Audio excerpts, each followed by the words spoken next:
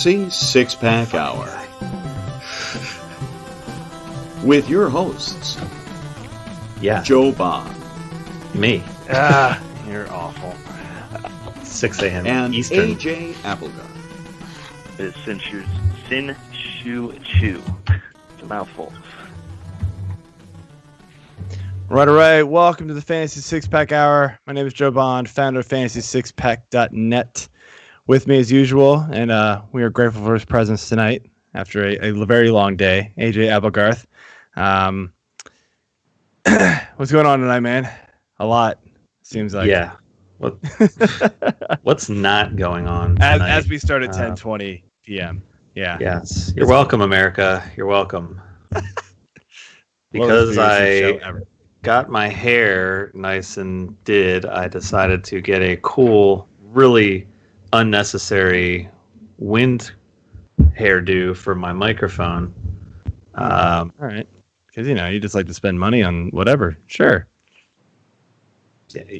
YOLO. Right? Sounds like a plan. Is that what the kids say? YOLO? I don't know. I forget. I don't know what we're allowed to not do and wear anymore. Like, can't do the laugh emoji. You got to do the skull like you're dead. I don't know. I'm confused. I don't care. I'm old. I don't care anymore. That's how it's going to roll. Why don't we just start taking letters out of words that have been around for, I don't know, eons? Is that a word that's still even used? Probably not. I don't know. I'm confused. Let's move on, man. We got a long show, and it's late already, so we'll just move in. Before we jump in, though, let's just remind everybody, subscribe and follow us on YouTube, Periscope, wherever you listen and watch us. We appreciate your support. We have one of our favorite shows of the year, and our guest tonight, as always for this, is Chris Blessing from Baseball HQ. Sorry. Chris, how's it going tonight, man? I'm doing great. How about you? We're doing all right. Ready to drink my beer, and all right. I think we'll just jump into beer of the week on that note. All right. Awesome. You want me to go first? Beer. Yeah. Right. Jump in and guest of honor. Go ahead and share what first beer is Wicked Weed Brewing's Fresh Pressed. Good stuff, right man. here. And then you'll hear something open at some point. And that's we're gonna go with Red Hair Tangerine SPF 50/50. It's Indian Pale Radler. This is the first time I've had a drink since the new year, so we'll see how this goes. Thank God it's late fun show, night, and I can go back to bed. So that's always good. we might be ending earlier than we initially thought, but no, we'll be good. AJ, what you got, man? All right. Well, speaking of New Year's or Christmas, the Saturday Night Live special thing that came out about Kristen Wiig just getting a robe, I guess. I don't know. Maybe that's where this came from, but it's the Robe Life from Checker Spot Brewing here in lovely Baltimore, I believe. Yep. And brewed with Callista, Citra, and Mosaic. Wear the robe, be the robe, Robe Life. 8.3. I don't know. I'm just thirsty, so I'm going to stop talking and start drinking. Sounds good to me. I am drinking a beer from Burial Beer Company, brewed by Other Half, which is a beer company brew that I've had a lot of. They're in New York. I found out from Chris on the pre-show that Burial is actually in Asheville, North Carolina. Yep. Nice. Fantastic place for beer, by the way, if nobody's been. But this is a good one. This is the 8.4 double dry hopped. Double IPA, Sabro, Citra, and Vic's Secret and Simcoe hops. So I gave it a 4.5. Man, this is one hell of a good beer. It's actually the name of the beer. Sorry, I forgot about that. Is I used to be an athlete. It's a hell of a name. I like it. It's pretty fitting for my life. Fits you well. Yes, pretty much. No longer an athlete, as I have a herniated. Speaking of eons. And to kind of fit this into our conversation, the closest brewery to Asheville's McCormick Field, where the Asheville Tourists play, is Burial Brewing. Nice. There you Good go. stuff, man. Full circle. Well, yeah. So taking that, we're gonna be doing our 2021 fantasy baseball prospect show. What we focus on here is not so much your deep dynasty leagues, your big keeper leagues, things like that. We focus on more of a redraft aspect with this, and so we kind of hit those top end guys who can make a difference for 2021. And right off the bat here, we're gonna go top of the list, Wander Franco.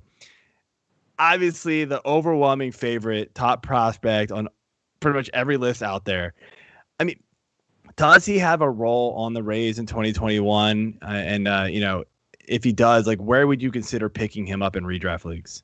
Well, first off, I don't know where his role is. I believe that he makes his major league debut this season, but I don't think it's going to be until like August or September.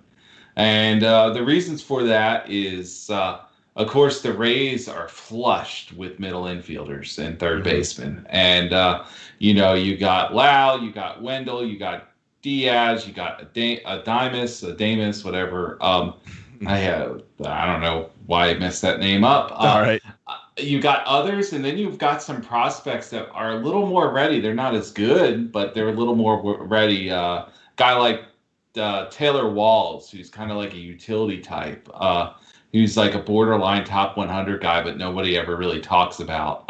And then Vidal Brujan, who we'll be talking about probably a little later.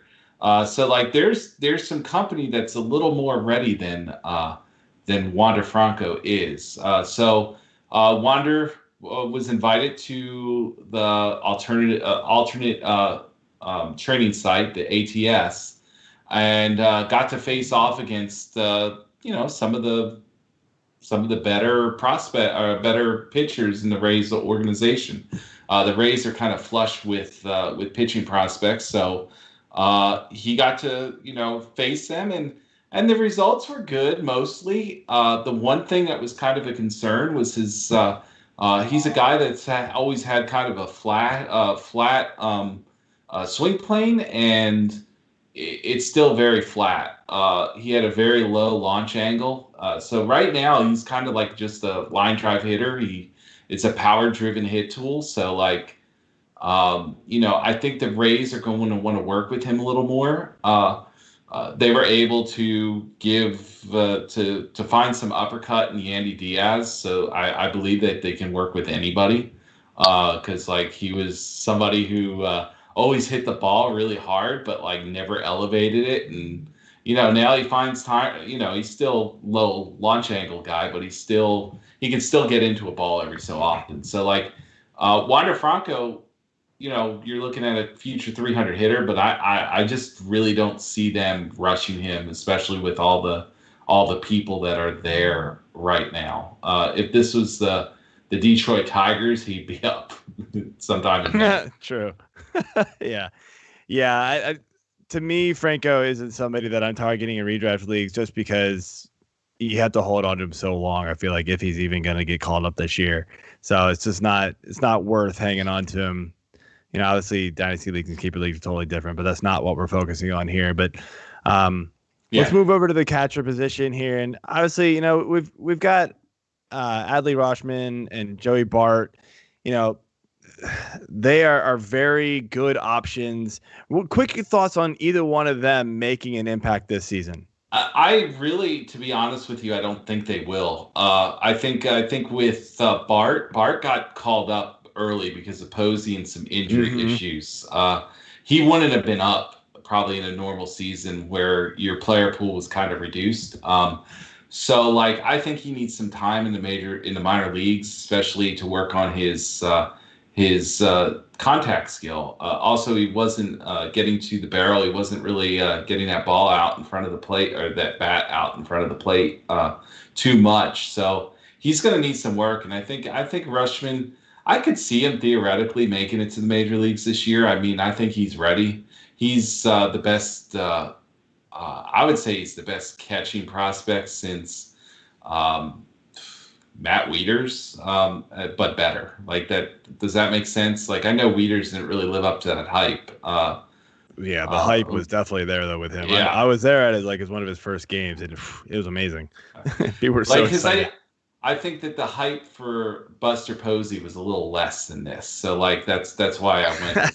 There you go. Bobblehead. Yeah. There you go. I actually was at Matt Wieters' first home run game. Oh wow, that's cool. That was pretty cool. Terrific. So, yeah, but I don't think any of them will be a real factor. I think that there's some other catchers that might fit that mold. All right. So with that being said, then there's a bunch of other prospects expected to contribute behind the plate this year, as you just alluded to. You've got Tyler Stevenson, Sam Huff, Miguel Amaya, Luis Campusano, I believe it is. Campusano. Okay. So which one or two of these guys do you think will be talking about the most this year? Actually, I'm going to kind of go off script there. I think that number one, I think you got probably the best name on the list is Tyler Stevenson. Stevens is will probably have a platoon situation in Cincinnati, I would guess, with Tucker Barnhart. Stevenson's a high contact dude that has kind of found power. His frame has always had that in it. His swing trajectory has kind of changed in the last few years. I had a whole season of him in 2019 where it looked like, he might not ever get to the power. And then he went to the Arizona Fall League, got to the power, and, showed it off in a very short sample last year. He hit two very memorable home runs, I believe. I know one of them I know he at least hit one memorable home run. I think it was two. And then the other two catchers were guys that they viewed last year. Ryan Jeffers. I'm a little cautious about Jeffers, not like overall, but like impact this season.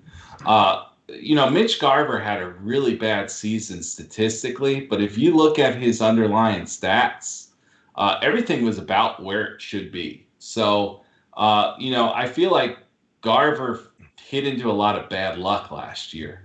I still believe Garver's the superior catcher offensively between the two.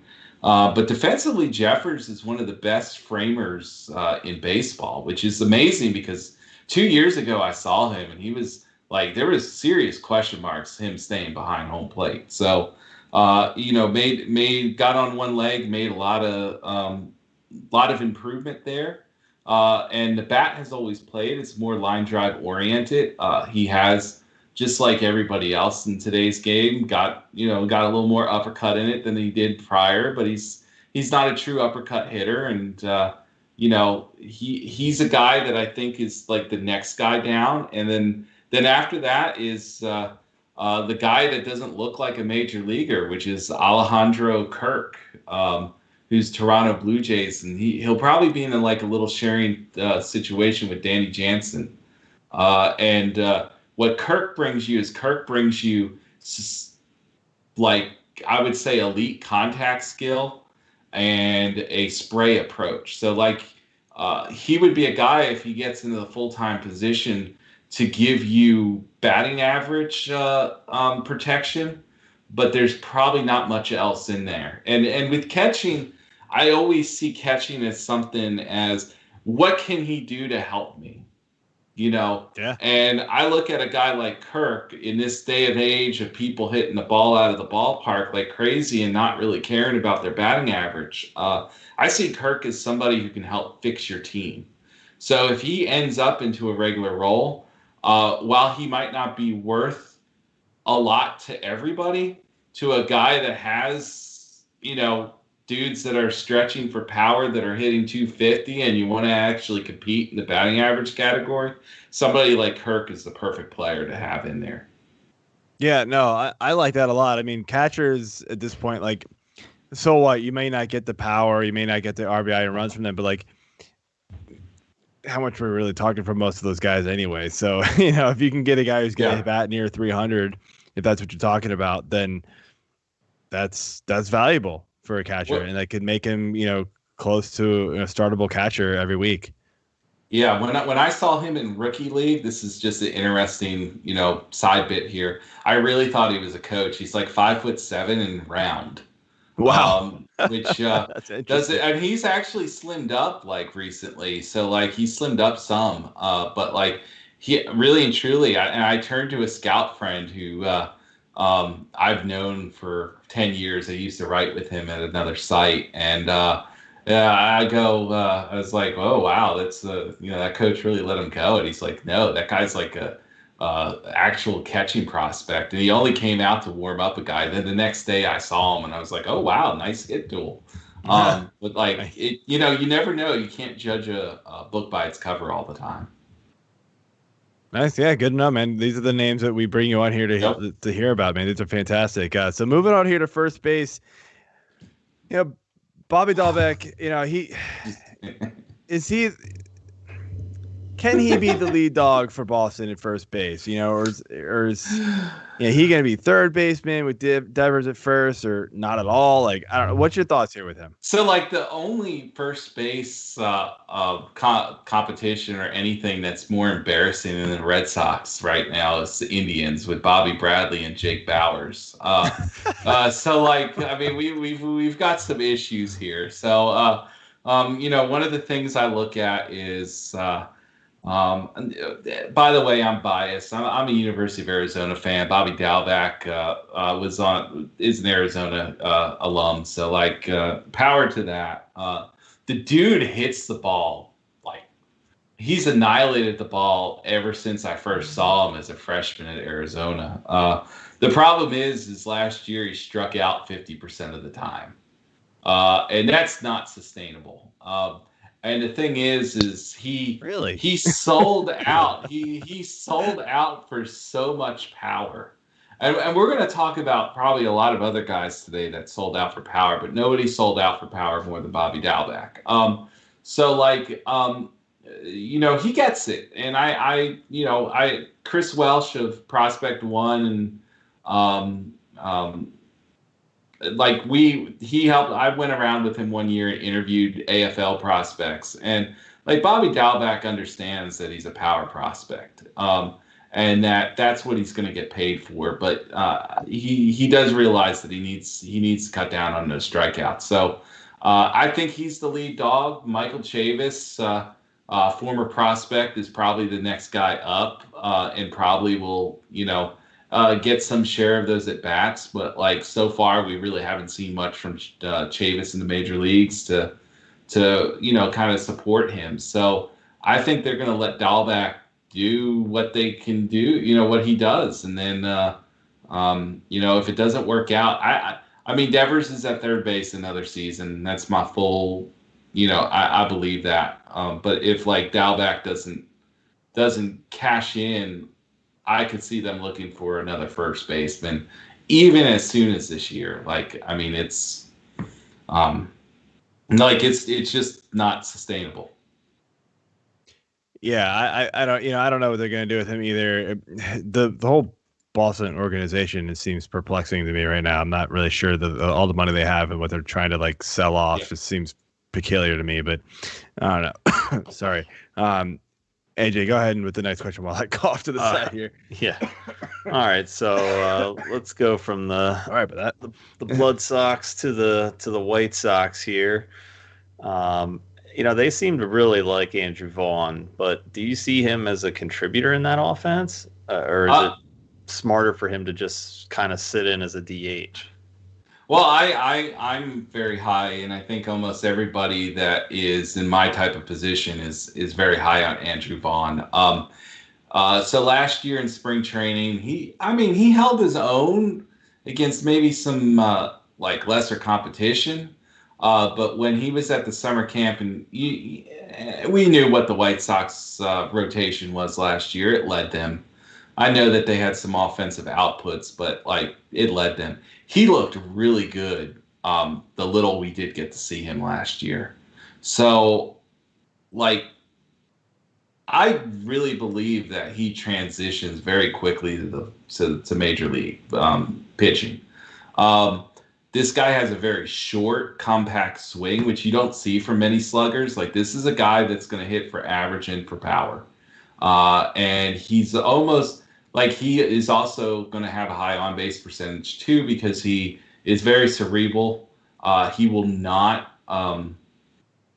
Just doesn't expand. So like, maybe some of the better pitchers might get to him, but I actually anticipate him getting out of the blocks and doing good. I don't know if he is a 300 hitter yet, but like I believe that he's at least over 260, 270 with on base percentage and home run, 25 plus home runs. Excuse me, with regular time. So yeah, that'll play. Jeff just came in with a random comment. I'm not repeating, but okay, that's cool. Okay. You got a little excited as a White Sox fan with that talk there. So, yeah, we'll just leave it at that. So, Chris, you don't know this. They can't actually hear Jeff, so I have to kind of like say what he says if it's funny. Yeah. So, like, I mean, last question here with first base is like, is there any concerns with, prospect first baseman? It feels like, I mean, there seems less and less really good prospect first basemen popping up. They might get moved to another position or something like that, or another guy gets moved to first base, maybe to kind of fix it. But like, what's your thought here with the whole landscape of the first base prospects? Well, I wrote an article last week. I'm pulling it up. Baseball HQ. It's actually available for free. All right. They don't usually put my articles out behind or in front of the paywall. So get a preview. I hate writing up first base prospects. And the reason for it is like, and this is what I wrote in the article. The top first base prospect crop this year, like most years, I mean, it's basically the same. It starts off pretty hot with 3 top 100 prospects. Then the next 6 guys weave through the top 250. And then you get a mix of interesting guys or one-dimensional category prospects. And I like to call those guys the other guys. Kind of like the movie, you got The Rock and Samuel L. Jackson, and then you end up with Will Ferrell and Mark Wahlberg, who shot Derek Jeter. Like this is. I'm a peacock. Yeah, there you go. And this is like literally what it is. So like it starts at number 10 on my list. It's Bobby Bradley, and then it goes to Logan Wyatt and Drew Mendoza, and then some other guys are in it too. Let's see, Gavin Sheets, Nick Prado, Tyler Nevin.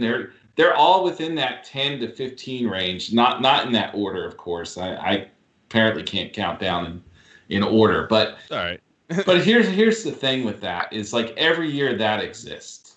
And like there's some guys on that list that I liked at one time that just never really kind of gravitated towards the improvements that they needed to gravitate towards. But like you're just not going to find many good first base prospects, and it says just what you said. They move off of other positions, and you can also look at second base as one of those positions as well. Like you go through second basemen in Major League Baseball, and they're either former shortstops or third basemen. Like there's very rarely that dude that comes up. And when we get to talk about second basemen right now, right after this.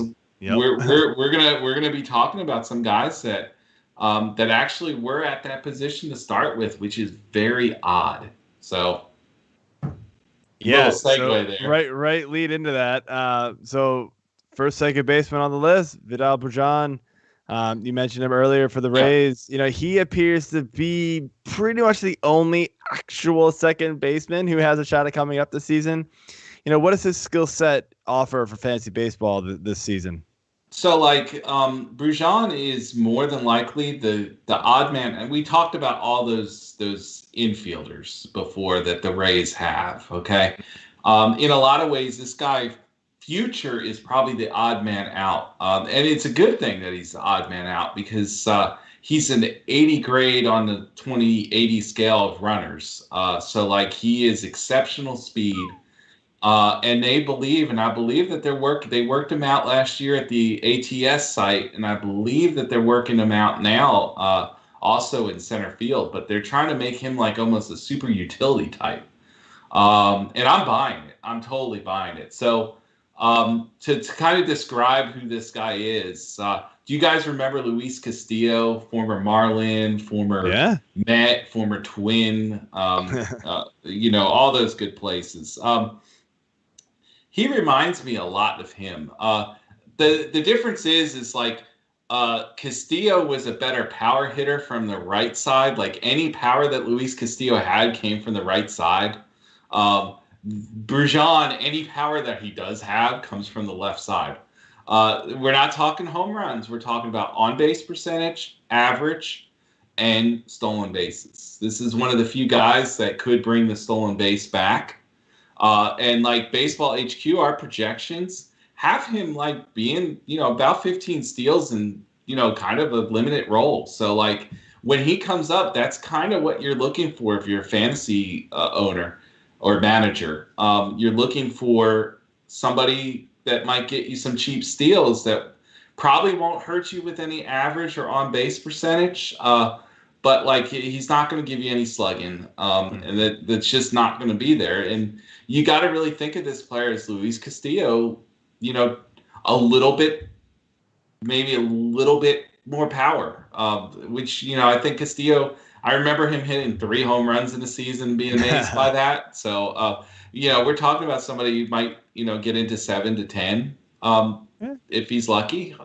That's not doing much for you. But yeah, in a roto league, like late in the year, if you need a boost in speed, that's a guy you can just go in and plug in if you're good else, in the other position or the other categories. So that's a good one. Yeah. Yeah. So moving on to the Cardinals here with Nolan Gorman. Do you see him cracking their opening day roster at second base now that Arenado's locked up the 3rd spot? I don't think Nolan Gorman. Oh my God, Nolan Gorman, proud native of the Phoenix area. I don't believe that Nolan Gorman is ready for the major leagues, and I doubt heavily that we see him. Last time we saw him in any organized baseball game was in 2019. He struck out 150 times in Peoria, Illinois, which was low A at the time. Now it's high A, but like that's just what happened. And we missed a year, and I think the development of guys that the sluggers that are trying to find enough hit to matter. I think they're the ones of the top, like the premier hitting prospects. Those are the ones that probably suffered the most from not having live pitching. And yes, at the ATS, they got to probably work against guys that were a little better than their level.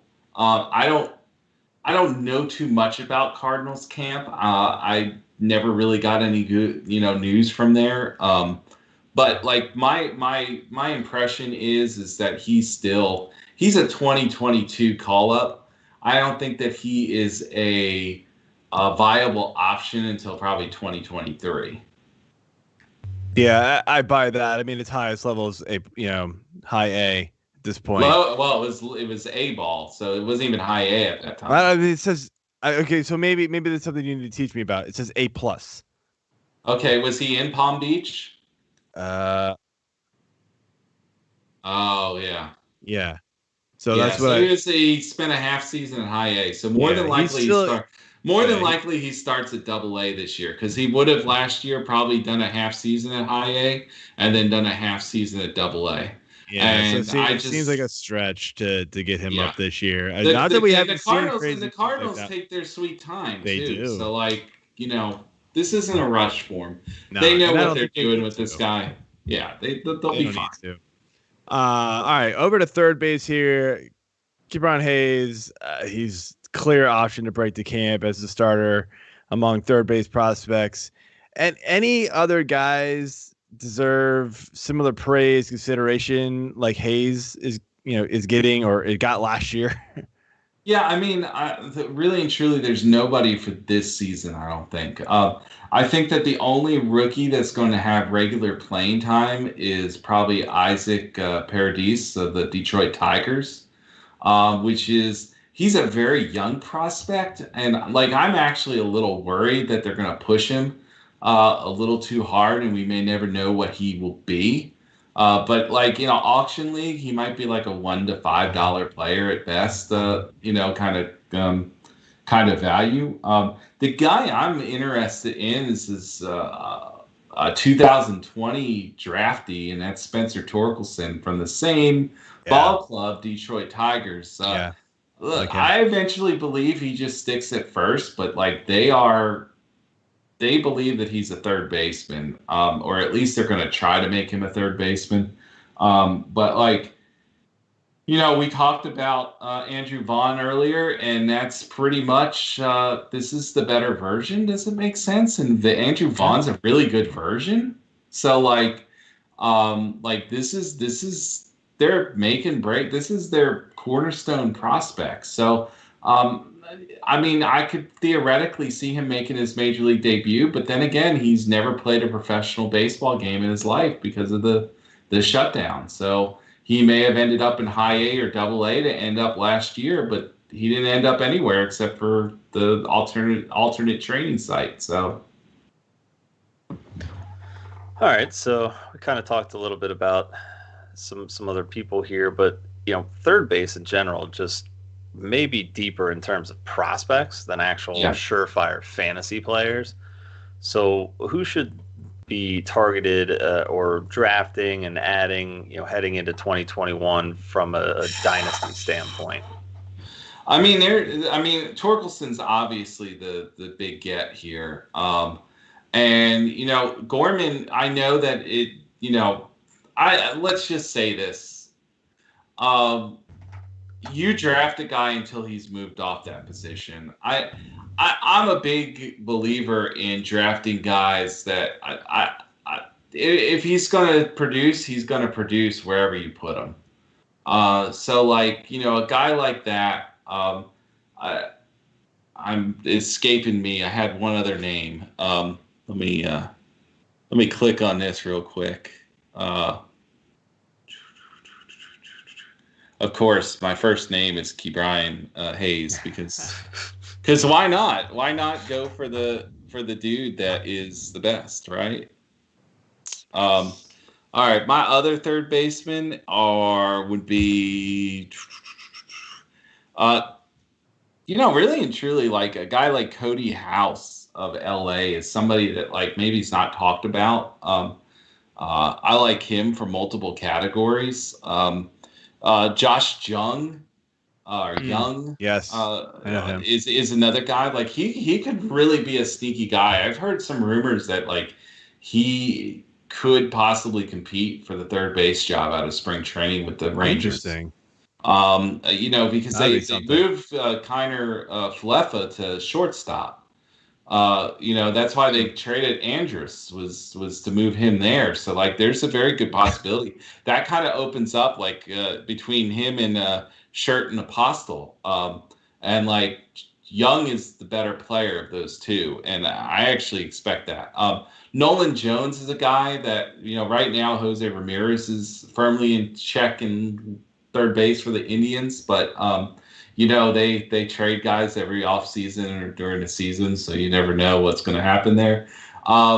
Great organization, but that's what they do. At right field, he worked out at last year, so he might actually come up as a right fielder. He's a good enough athlete to kind of work anywhere. He's a power guy and a walk guy. His average might suffer from some swing and miss, just like every young slugger, it seems like we're talking about tonight, except for Brujan and Vaughn and Torkelson. That's just going to be something that we're going to be looking for. So, man, how crazy is it that Kalefa has gone from catcher / first base / third base / shortstop. Now he's shortstop. Like, what in the world is going on? Like, I've never seen anything like this. Yeah, I miss that catcher eligibility though. Yeah, everybody does, because he's not quite good enough to get you the county stats for all the other positions. You're like, yeah, it's kind of whatever. So when you had catcher, you were like, hell yeah, it was like every day you got a catcher. It was fantastic. Yeah. All right, let's move over here to some shortstop. Past Franco, who we've already talked about. Who's your favorite shortstop prospect heading into expected to contribute in 2021 and maybe into 2022 if you need to go that far? All right. Well, we'll give you two names. 2021. I'm still a very big Jazz Chisholm believer. Shortstop, Miami. Will probably end up being second base. Just because of Miguel Rojas being where he's at. So, Miguel is one of the few guys that signed an extension with the Marlins. They like his leadership.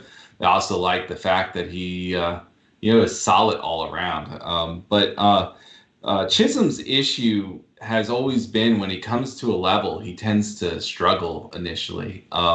He's a guy that it takes a little bit for him to get going. He's a power-driven prospect with speed. And I started seeing some glimpses towards the end of his little short-term, little dance in the major leagues last year. I kind of saw some outbreak from him, but still, the average is always going to be something that's going to be a question mark. Strikeouts, so bad. Strikeouts, but and he had a tough time with hard contact too. But I've seen the kid make adjustments at AA. I've seen him make adjustments earlier. I'm still a very firm believer in him. But he's really the only other guy at shortstop, especially if you think Jeter Downs is a second baseman like I do. So the other name would be kind of a surprise name, a 2020 draftee from the Pirates, Nick Gonzalez. I believe that he is really the closest ready major league regular that we might not see this year, but we'll see next year kind of thing. And this guy, incredible hit tool, uses his leverage in his swing so well. Tucson, Arizona, I believe, native. So hats off. I spent 17 years in Tucson, so we're gonna pump up those guys, of course. He was a New Mexico kid, University of New Mexico, I think. I don't know if he was a State or Lobo, but yeah, really believe in him. And in a first-year player draft, I have not been able to get him anywhere. So other people agree. Yeah, good to know. Good to know. Yeah. So that being said, what do you expect from Ha-Seong Kim? What are you looking at for him to do in this first season away from Korea? And you also have Tatis there, so he's kind of blocked as it is. But yeah, I didn't mention him as a shortstop because he's not going to play shortstop. No, he won't. No. So the expected role is probably platoon at second and almost like a super utility role.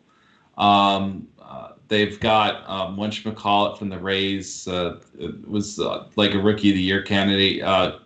Crone, what's his name? It's escaping me. I'm sorry. Thank you, Cronenworth. And then they also got Profar sitting there too, right? They re-signed him, didn't they? Yeah. I don't like it, but it's just another guy. Yeah, but he's another guy that can play there though.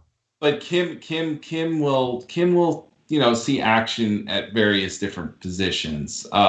I think that he brings the average. He's definitely not bringing the 30 home runs. No. That's not coming. So I scouted about 30 games of him on TV in the Korean League, and I kind of see him as a guy with an above average hit tool. So we're looking at maybe a 270-ish hitter. I think the steals will translate, if anything actually translates. He has terrific instincts on the bases. That's really hard to find on television to really see. But it was great. One of the games I watched, they just kept on going back to that replay, and it was like he just understands pitchers' moves and getting that jump. So there's going to always be that adjustment period. He's never seen most of these pitchers. So I would say he's never seen 99.9% of these pitchers. So there's always that adjustment. But he's the best Korean prospect hitter. I mean, the last 2 years at least. So he's one of the younger guys that's come over from over there. It feels like too. So like that says something too. Like most of these guys wait until they're older or whatever reason, for whatever reason it is, to come over and get more established, I guess. So he came over pretty young. Yeah, I haven't pegged like a 15-15 guy, honestly, at least this year. Yeah. Maybe I'm a little low on it. You know, I think high point right now would be 2020.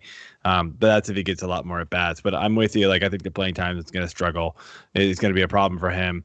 And 15-15 is pretty much is what you can bet, which is fine, you know, especially for where he's being drafted. He's being drafted pretty low, and at a pretty bad second base position.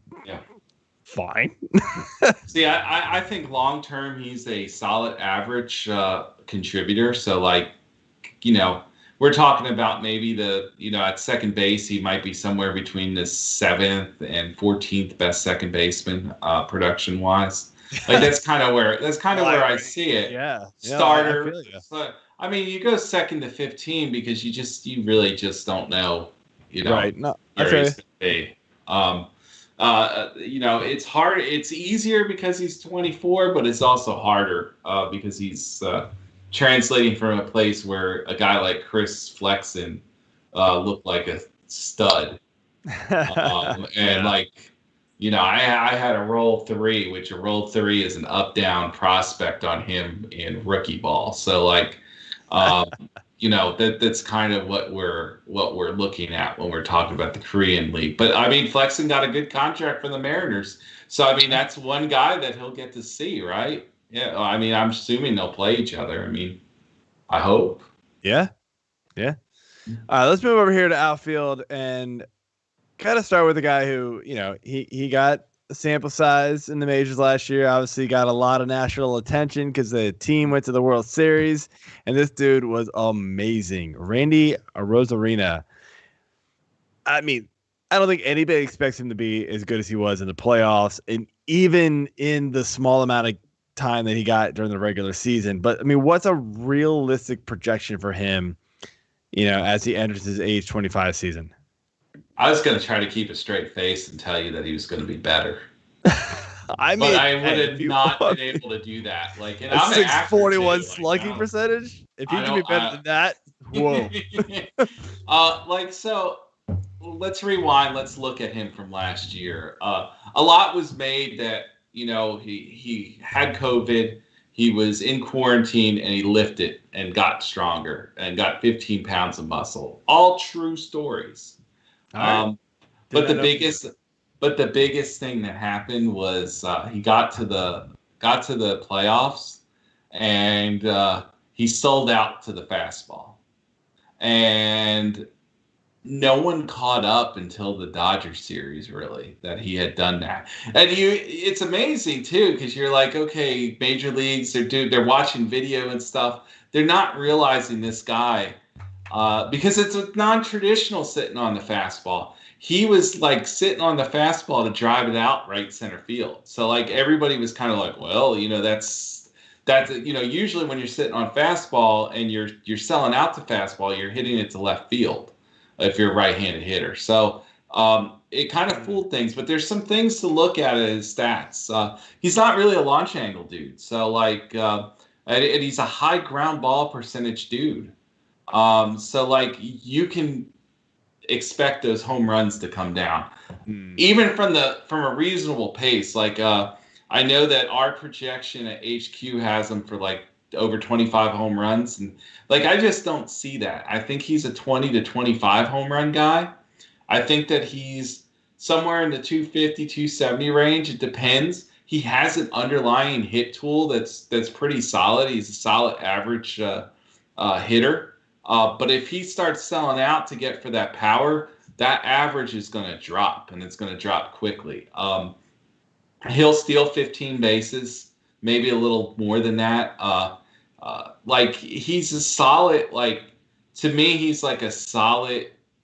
You get past like I guess maybe around the top 100 range. He's also, unlike other prospects, entering his prime. He's like what, 25 or 26. So he's already entering his prime. I think this is actually going to be his 26-year-old season. I think he turns 26 early in the year. I'm not sure. Yeah,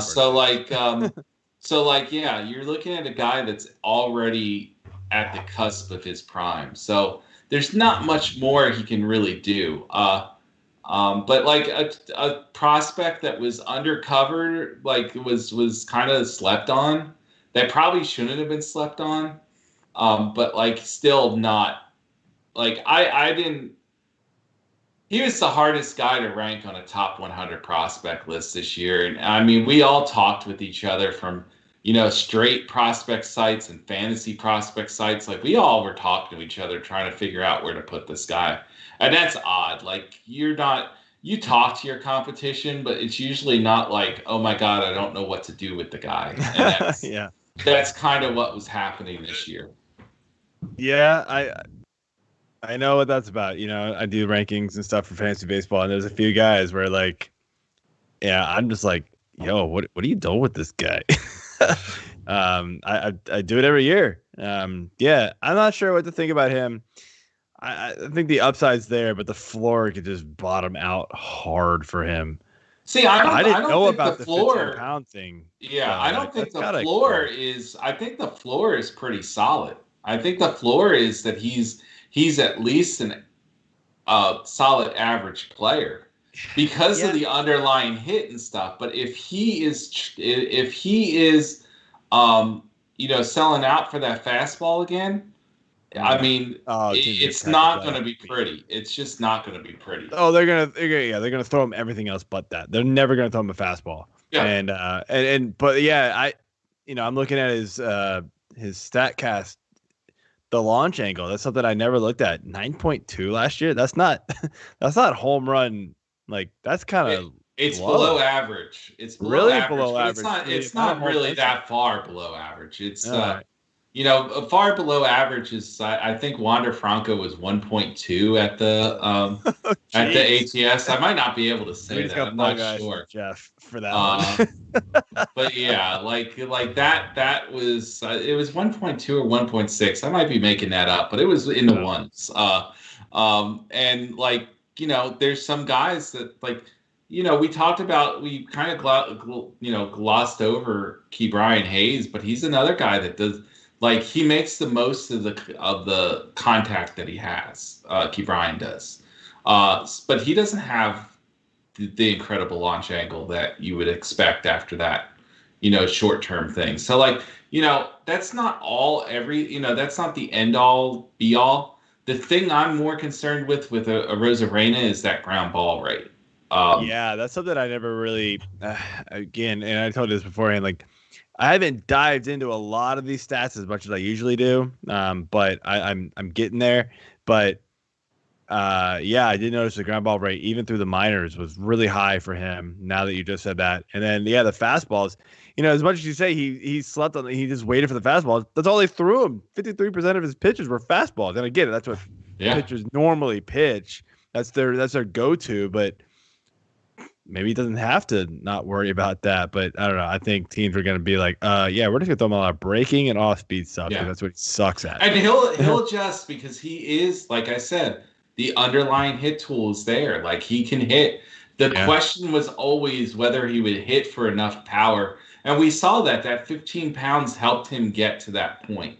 And then he had the confidence to believe that he was a power hitter for at least. It could just be a fleeting. We might talk about him like we talk about Francisco Cabrera, getting that hit in the NLCS for the Braves. It could just be a footnote. Who knows? But I think he's better. I mean, that was probably a bad combo, bad comp here. But he could be just a regular role player. That's what I always thought he was a regular role player. I thought he was a major leaguer. I had him as a role 4, which is considered like a reserve bench player, and that's where I had him. Yeah. Who knows? That 15 pounds of muscle could really just change things drastically for him. So it'll be interesting to watch him this season for sure. Yeah, I had COVID and I became a greater diabetic because of it, and he became this muscular, strong man because of it. More power to him. All right. right. All right. So To each his own. moving up to the Mariners here. I mean, can their fans and then fantasy players expect much out of Jared Kelenic and Julio Rodriguez to be the standout rookies for 2021? I was going to think that you changed the question. You were going to say, like, can the Mariners fans stand the Mariners? Yeah, at this point. Like, that's what I was waiting for. Come on, AJ. That was what you needed to go with. AJ's been busy It's selling late. a house. I've been just all over. But yeah, I understand your question. So, like, we heard that, they're going to manipulate Kelenic's time. I think Kelenic's ready. I think he's close to ready. Like, he's that type of guy that, like, I think that some people are overvaluing overall. Not because of ranking. Like, I have him, he's my number 3 or 4 overall prospect. But, like, he's about as good as he's going to get. Like, he's going to come out and he's going to, like, everybody has an adjustment period, of course. Everybody's different. But, like, I really believe he is almost a surefire to be a solid major leaguer to an all-star major leaguer. So, sorry, I'm burping. Like I said, I haven't drank beer for a long time. I hope this doesn't. At the end of the show. I hope this doesn't become like drunk history, because, like, this is like puny beer too, and like I can feel it right now. But yeah, I believe Kelenic is a solid guy, and you talked about redraft leagues, getting Franco, and like I said, he's coming up in August. This is a guy that's probably coming up in May. And he's a guy that is, like I said, I believe he could have very similar stat line to Randy Arozarena. I mean, like, we just were talking about him. Wow. Maybe not the steals. I've heard his run tool may have backed up a bit. But, like, I think that he's at projection, like, even at such a young age. Like, I think he's close to it. And I think that, it's as cerebral as he gets. That's the main thing with him. He is most of his power comes to the pull side. Like, he'll sell out for the pull side power. So, like, I'd like to see him work the field a little more. I like my hitters personally to, take that middle in fastball and deposit it into the pull, into pull stands. And if it's not a middle in fastball, go into a hole, hit it where they ain't, kind of thing. Hit it where it's pitched, it should be, kind of thing. So, that's kind of what my hope is for Kelenic. As for Rodriguez, he's not up this year. All right, that ends that conversation. If he is, that's fine. If he is, I just don't understand the Mariners, because, like, I don't think he has more superstar potential, but I think he's a lot further away right now. Incredible kid, and I have liked I've seen him like 3 different times, and I've liked him more each time. He's a guy that just keeps growing on me, but I just don't see it this year. No, that's totally fair. I was just kind of joking. Yeah. So like, okay, obviously outfielders, we see a ton of guys get called up every year, a ton of prospects. Who else are we not thinking about that could crack lineups this year? Maybe even mid-season, injury call-up type of guys.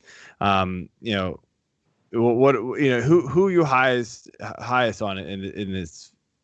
Well, situation? for this season, guys that should have regular roles for a majority of the season are guys like Leody Taveras, Rangers center fielder, Dylan Carlson, Alex Kirilloff.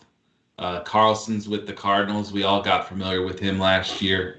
Kirilloff is a Twins guy, and with Eddie Rosario gone, kind of opens up a spot for him in the field. And then Ryan Mountcastle, who is the luckiest baseball player last year. I took a lot of heat. I'm not a big fan of his. I think he's an average major leaguer. I really do. And that's a great thing. I mean, that's going to get him paid for a while. But the thing is like people have him projected as being like a solid average guy of, somebody who's in the, a guy that's going to be rosterable as a starter on a lot of rosters, even in redraft leagues this year and in a little deeper formats. And I just don't think that he's that guy. I don't see I see enough to be a regular, but I don't see enough to carry a profile in fantasy. So, I think he's a back end. I think he's a corner infielder type player. Yeah, that makes more sense. I think you're right on that. I think he's not going to be your top 12 first baseman. I think he could be Mountcastle. I think he's your corner infielder utility type guy that you're going to swap in and out. I think he's fine.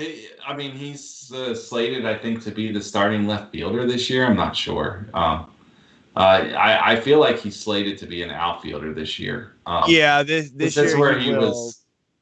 Yeah. Last year, first base. Here's the great thing, guys. Watch Ryan Mountcastle and remember that he was drafted as a shortstop and was brought up as a shortstop. And you'll appreciate the Orioles' old PD development and system. How terrible it was back then. It's a new group, so that's thanks good. For reminding me of that as you're looking at all the Orioles heads as I get to cry.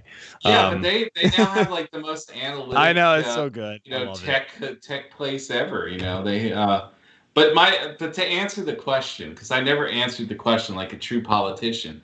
Trevor Larnach is somebody that nobody's talking about as a guy that has mid-season or injury helium that nobody's talking about for this year. Larnach is an outfielder for the Twins. We talked about an open position. Let's say that Alex Kirilloff doesn't get off to the start that I think he's going to get off of. There's playing time possibilities there for him. We also know that Byron Buxton has a history of not being the most healthy guy. Max Kepler is not like, I don't know. I've never Kepler's fine, but yeah, Kepler's fine, but he's just a guy. I over helium. I created too much helium for that guy years ago, and I 2 times in 2012 and 2015, and like I don't know. I don't like. I don't like looking. I will give you that one. I don't like looking bad, and it's not his fault. I saw things that weren't there. But Larnach is a guy that reminds he came from Oregon State. He reminds a lot of people of Michael Conforto, like a Michael Conforto light guy. Might not be, I hate to use the word poor man's Michael Conforto, but when you're looking at a draft and stuff, you draft Michael Conforto, and let's say 2 years from now, you're like, well, I really like Conforto. Can I find a guy that's kind of similar to him that, is maybe 50, 60 picks away from him? Trevor Larnach might be your guy for that. Very, very cerebral hitter. Uses all fields. The Twins have tried to get him to use the pull side more to get to more home runs. I haven't seen it yet, but of course we didn't see anything last year. And the Twins were an organization that didn't allow media, nobody really allowed media into instructs this year, but they didn't let other clubs into instructs this year. So I don't have any eyes from other organizations to tell me how he did, if he's made progress and stuff. And because they did that, they weren't allowed to scout either. They just weren't allowed to scout. So he would be my guy. All right, let's move over here to starting pitching and pitching in general. Actually, Matt Manning, Tarek Skubal, Casey Mize.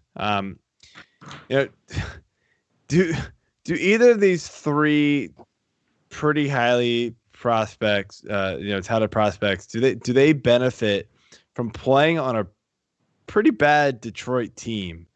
or is it still just going to be Detroit and yikes?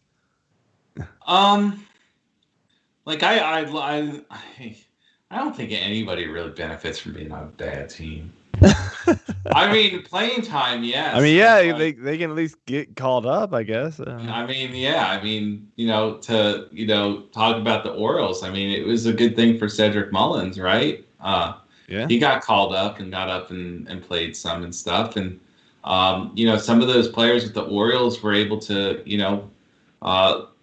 improve their profiles because of that. So like guys can improve their profiles, but like going to the ballpark and knowing that you're probably going to lose isn't really the most productive place for developing talent. I think that Skubal has the best chance of being good this year. Fastball heavy dude. Uses a four-seamer up in the zone with really good riding action. Uses his two-seamer to get the ground ball. It's like a sinker. It's like a bowling ball sinker when it's really going well. He has solid secondaries, but like he's going to be like a close to 70% fastball guy and using, trying to change eye levels with it as opposed to, setting up for other pitches. His swing and miss rate was great. I really think that he's the best option to be good this year. We don't know about Matt Manning. He kind of got hurt at the ATS, I believe, and we didn't really get to see him. He was supposed to be up, and he never got up. And then Casey Mize. The fear has always been, can this guy stay healthy? And we have not seen him stay healthy yet. And we saw him struggle, which I was kind of surprised about, but, really kind of digging into it. The fastball's not, his whole package of stuff is really kind of average, above average. It plays up because of pitchability. The one exceptional thing is the thing that's hurting him, which is his splitter. His splitter is the best splitter, and I'm going to say this, and this is not hyperbole for me. It's the best splitter that we've seen since Mike Scott. But the thing is this dude, he knows he only has so many bullets, and like I think opposing hitters know that too. So like, good job, you beat him with a splitter, but like they're gonna. He's got to be almost perfect with those other pitches to succeed. So, they're going to hold off. They're going to recognize the splitters coming. They're going to hold off. They're not going to. They're actually not going to. That's how good of a pitch it is. Oh, okay. I mean, I see the grade on it. It's 70. It's phenomenal. He's got 60s on 4 other pitches, but you're saying they're not really. Yeah, like you're going off of like, I don't know who you're going off of. I'm literally just on the MLB site right now, but. Yeah, they're But you're saying it's not really there. Like I did not see 60 pitches from those other pitches last year. And when he was at Auburn, I thought maybe the fastball could be there, but like what I saw last year, it just didn't jive. I think he's a number 2, number 3 starter, and I always thought he was a number 2 starter. Like I never really believed the ace hype. So I think he's a 2-3 starter, and I think that I just worry about that splitter. I mean, that's what it comes down to. It's obviously caused some issues in his development. So, and Tigers. Let's be honest, the Tigers haven't really developed anybody in a while, and that's another thing that is. Michael Fulmer was a rookie of the year, but he was developed by the Mets, and then he had his injury issues. So, like, you're talking about a club that it's been a while. I mean, Matt Boyd's an okay pitcher, but, that's it. Half of a good year. Yeah. Yeah, I bought the second for that year. Oh, I did too. Drink to that. So, AJ, go ahead, man. All right.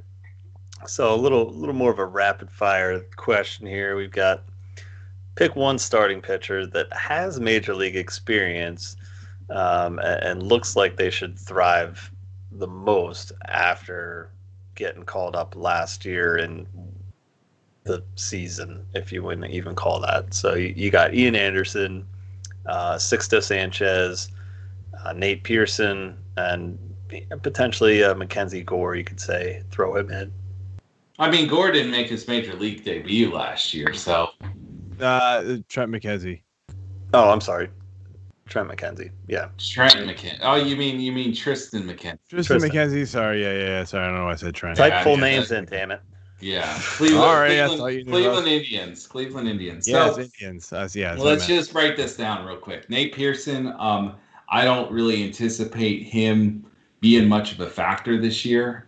He looked really, like, you understand that, like, his pitches are exceptional. But he's spent so little time on the mound in his development years that I really worry that it's going to catch up and that he's really going to only really be a reliever. But, like, the stuff's sick. Like, that fastball and slider is just sick stuff. And what we saw last year was he struggled commanding that stuff and controlling it as well. So, I don't think he's really an impact guy this year. The other three guys that you mentioned have some sort of impact, and I'm going to put a star by one of those guys that not a star, an asterisk, as you would, and that's Tristan McKenzie. And the asterisk is even the most seasoned scout doesn't know who the real Tristan McKenzie is. We saw a Tristan McKenzie that was absolutely dominant his first few starts, throwing hard. He debuted pitches that people hadn't seen yet. Like, he was like May on those pitches, and it was like, oh wow, he has an average slider now, and wow, the changeup really got better. But by the end of the year, he was back throwing low 90s, and it wasn't as impressive. And so this is a guy with a history of back injuries, upper back injury to be specific. He's also a guy who's very lean. We've seen lean pitchers, Jacob deGrom, but like I kind of consider deGrom kind of the exception to the rule. Most lean pitchers don't really.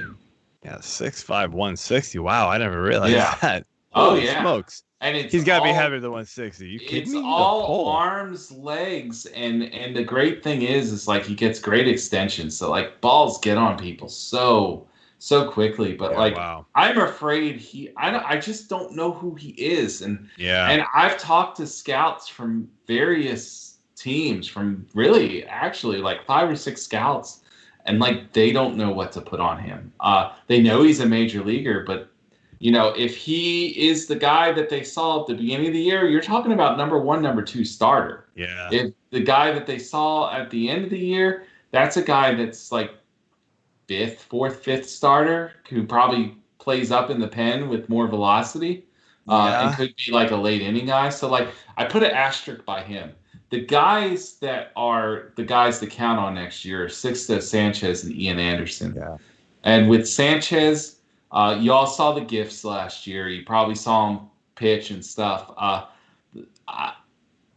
The thing that's missing in his game right now is the K rate. He does not. He strikes out less than 9 guys a inning, and mainly it's people want him to strike out more guys, but it's a product of his sinker ball.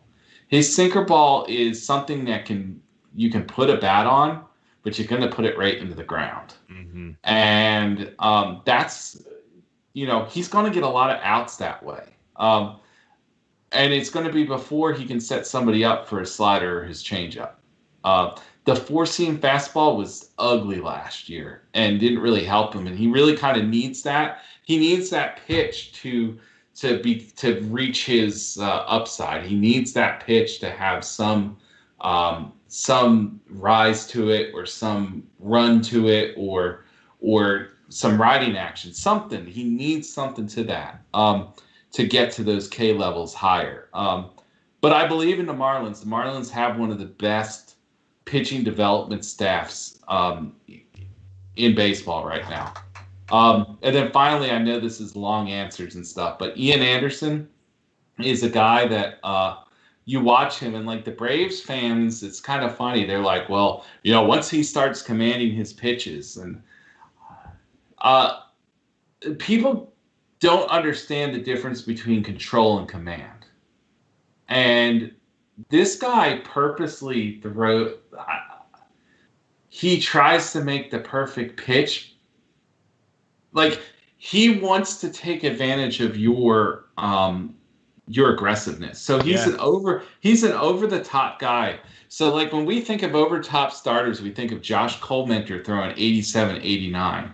This is a guy that's throwing 94 from that same angle. Okay, his pitches, if you go on StatCast, his fastball is not rated. It doesn't have a high spin rate.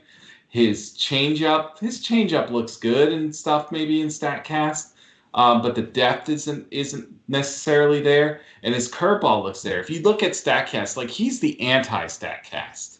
But the thing he does well is he commands his pitches specifically above the swing plane of most hitters.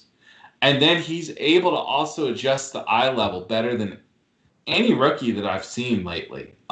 So like, he's not afraid to throw a high changeup because he knows that the guys aren't going to read it quickly. Like, they can't read his pitches. He tunnels everything perfectly from a slot, and you can't really see it, but from a slot that people they're used to seeing over here or sometimes over here. They don't see from up here. So like, that slot specifically is like, when I scouted him early in his career, I messed up. And I've talked to scouts, and I talked, like, the scout that's kind of like the guy I look up to the most, even said this. He's like, I definitely downplayed his changeup because it wasn't your traditional fader that you see. When I saw him in Double-A, I raised his profile as high as I could.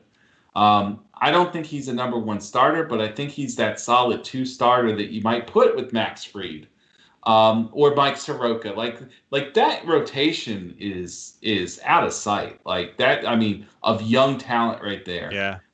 Is a great foundation. I think that they could still use another guy in that mix, but like they have a solid foundation with that team. So like, I would put Sixto, and then I would put him like a 1B type thing for rookie impact this year. Yeah, no, man, dude, so much great information. I love hearing all of this. Like, this is stuff like you don't get to hear or read about very often. So good. Real quick to close up the pitching here. Any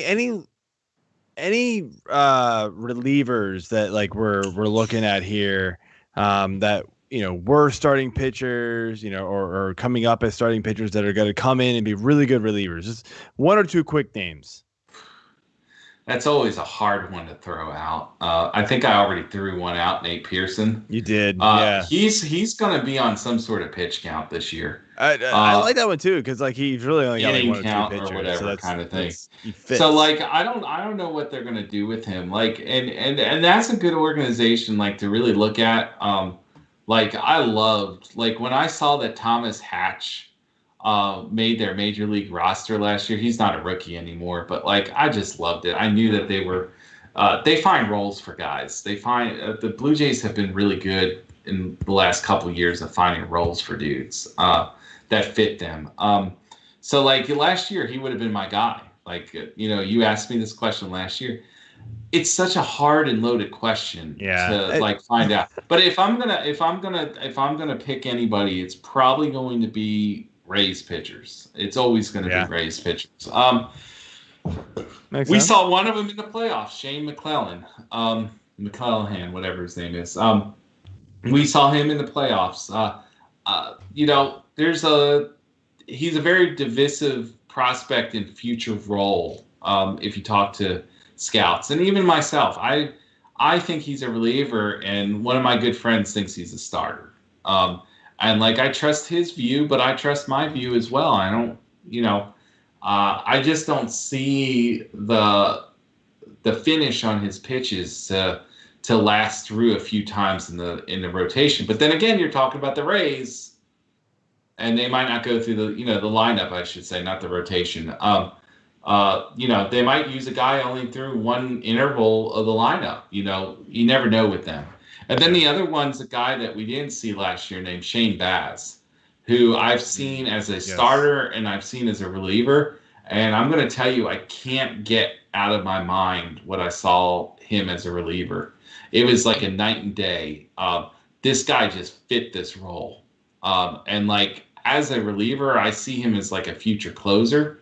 But like this year, I mean, he could be inserted into that thing. Now here's the thing with the Rays. When you're looking at Rays prospects, does he, or any Rays pitchers, does he fit a unique set?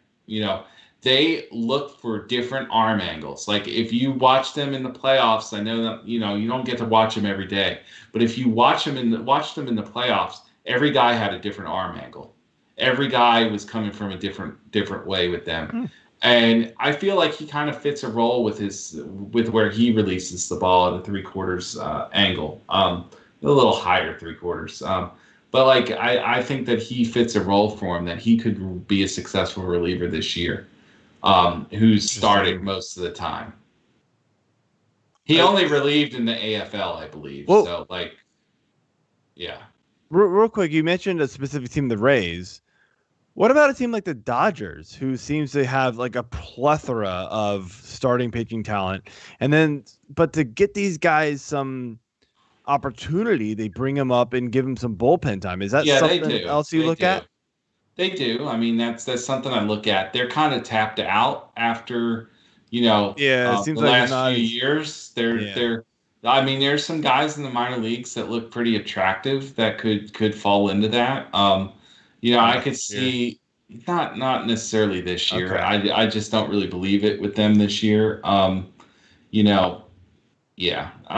But they're usually a good bet to find one or two of those guys. Yeah, I mean, I've always like at the back end of my deeper leagues, I always just like grab one or two of these guys that like are sitting down and injuries pop up. Maybe they'll be a starter. If they come up and be a reliever, they'll just be like phenomenal strikeout guys for a few innings. Yeah, fine. Yeah, I guess what we're saying is there's no Tony Gonsolin and there's no Dustin May. Is waiting in the wings to be that. And prior to that, it was Ross Stripling. Like there's always a guy that kind of falls into that role that's a rookie, and there's just not one there right now. Yeah, I feel you. All right, AJ, what you got next, man?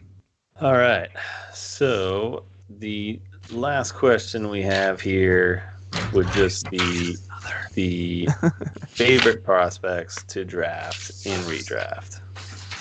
Well, I think. I think my favorite one would probably be. I mean, the top guy is always going to be my favorite one, which would be Arozarena. I think he's my favorite to redraft. Now, of the guys, I'm not going to call them the other guys because we already use that. It's kind of really a derogatory term towards first base prospects.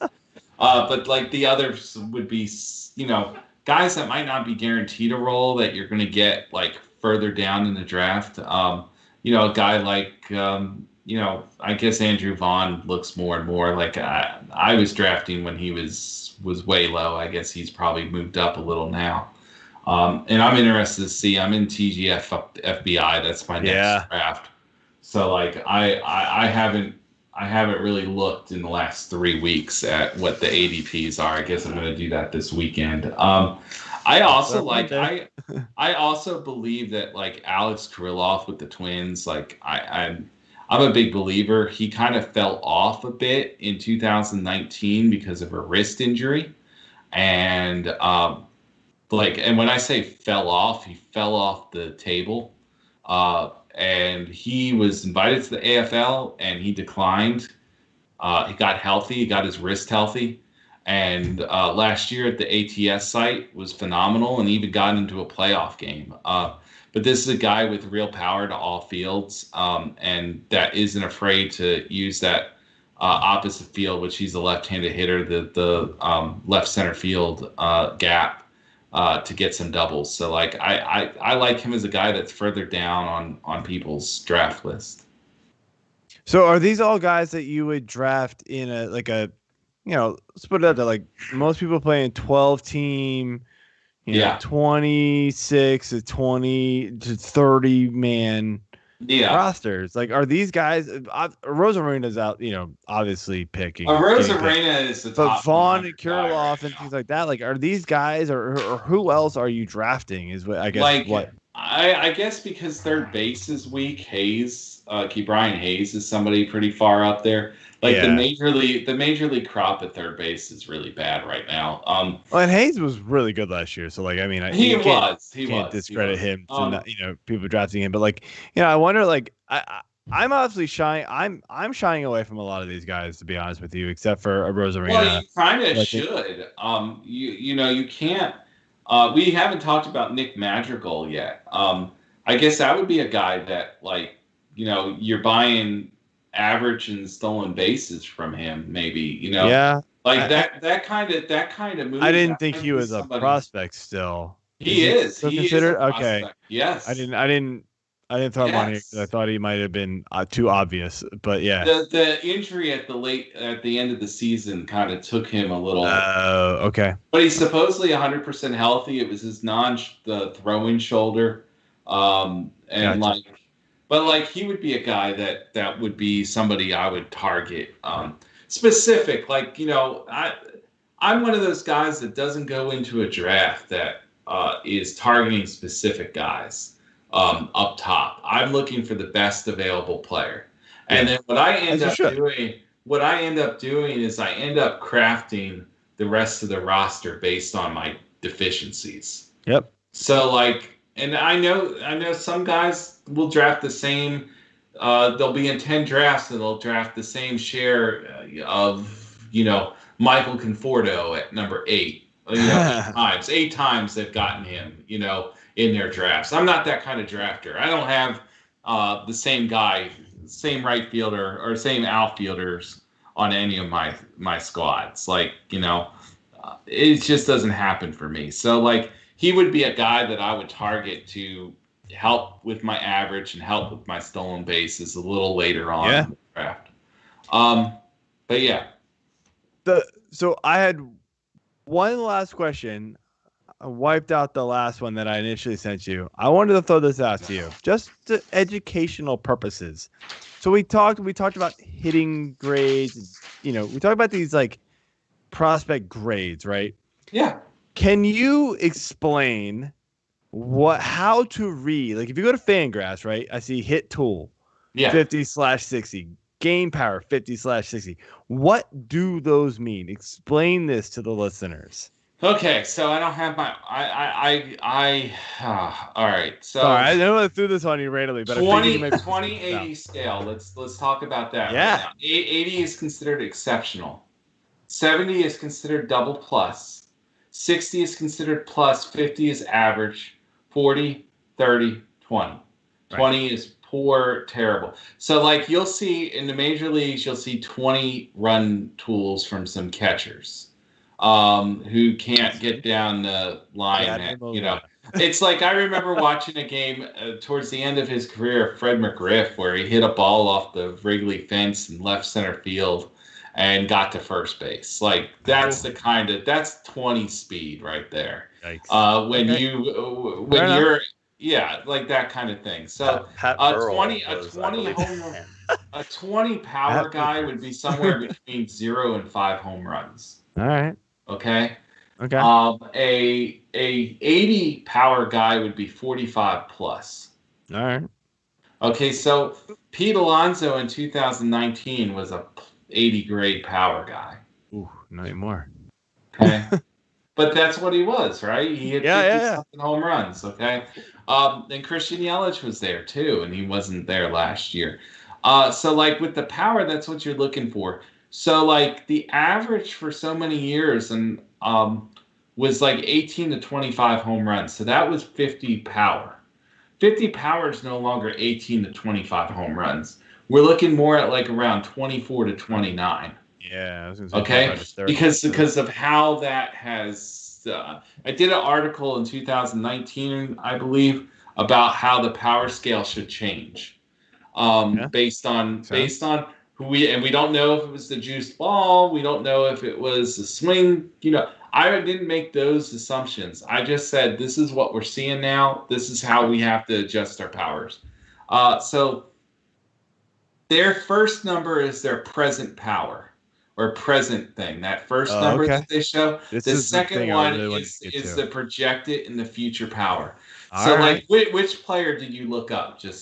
I just randomly went back to Jared Kelenic. Because that's the last player I had up. So he's 50, 60 so hit tool. Evaluator there is Eric. Okay. And Eric, and I will say this, Eric is a more conservative evaluator than what you see out there. He's more like a club scout than what you see out there with almost everybody else. Okay.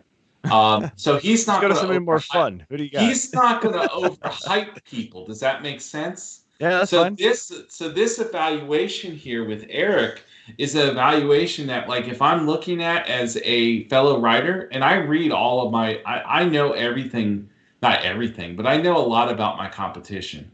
And he's not really competition because he's straight prospect writer, and I'm a fantasy prospect writer.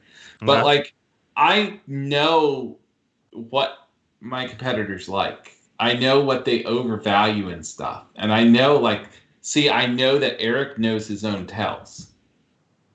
I know my own tells. A lot of people don't know their own tells. The better evaluators know their own tells, and then they'll back it down, kind of thing. So that's what I'm saying. I'm saying like if anybody I go to, if I'm between a player, I go and look at Eric's profile. Or I've texted him too. Like, I've texted him and I've been like, a private messaged him and been like, hey man, I remember a few years ago it was Hunter Green. I was like, I've gotten so many different reports on Hunter Green, I don't know what to do. And he's like, this is what I saw. And I was like, thank you so much. You kind of broke it right there. And he's like, dude, I know what you're talking about. Same thing. But like, that's the great thing. And he sees everybody too. So like, that's a big thing. And I mean, there's other great prospect writers. I love what Prospects Live does. I love, Baseball America's the benchmark of everything and stuff. And Kylie does well, and Keith Law does well. I mean, we've got a lot of great prospect writers and stuff. But like, that's one of the things I admire about Eric. So I'm glad that you picked off Fangraphs. Just totally. And also, it's a good segue too. We're having First Pitch Arizona or First Pitch Florida, a virtual event for Baseball HQ in not this weekend, but next weekend. And on Saturday, he and I and Emily Waldron of Baseball America are doing a prospect chat where people can just ask questions.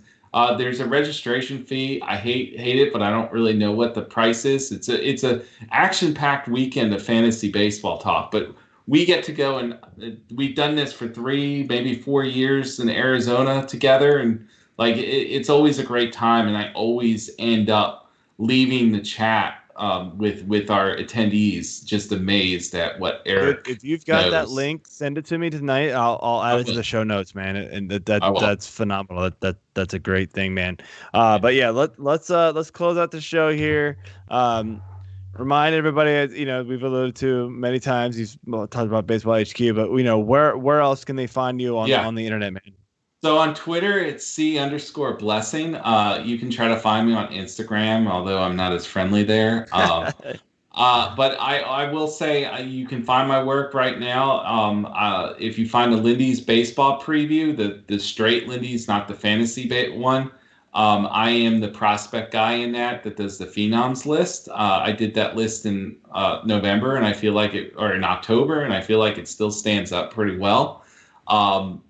You can also find me in USA Today Sports Weekly's fantasy edition. Baseball Forecaster, Ron Chandler's Baseball Forecaster, you can find me in. You can find me in the Minor League Baseball Analyst. And if you're lucky, because I live another secret life of looking at amateur prospects. If you're in the Georgia area, there's a very good chance that, not a very good chance because there's a lot of baseball here, but there's a chance you might find me.